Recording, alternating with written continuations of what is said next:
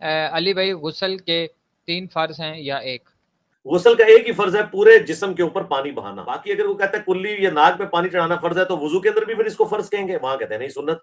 وہ کہتے ہیں جی قرآن میں چہرے سے وضو کا شروع ہے کہ چہرہ دھو، اس کے بعد دونوں کونیوں سمیت دونوں ہاتھ، اور پھر سر کا مسا، اور پھر پاؤں دھونا اور مسا دونوں ثابت ہے. تو اسی طریقے سے قرآن میں واضح آیا ہے کہ غسل کرو.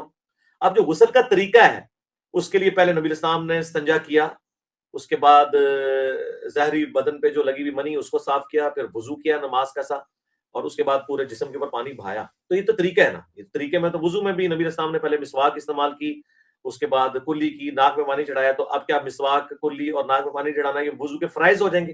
نہیں. تو وضو کا غسل کا ایک ہی فرض ہے، ظاہری بدن کے اوپر پانی بہانا جتنا سامنے نظر آ رہا ہے.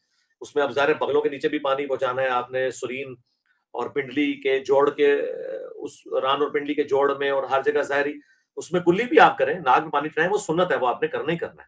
سنت پہ بھی تو عمل کرنا ہے. باقی یہ کلی اور ناک میں پانی چڑھانے کو جو فرض قرار دیا، یہ صرف فقہ حنفی کے لوگوں نے قرار دیا ہے. ہم تو کرتے ہیں، اس کے بغیر تو نہیں کرتے. ہم نے تو ظاہر ہے سٹارٹ ہی نماز میں وضو، غسل سے پہلے وضو کرنا ہے آپ نے، تو وہ اس وضو میں ظاہر ہے کلی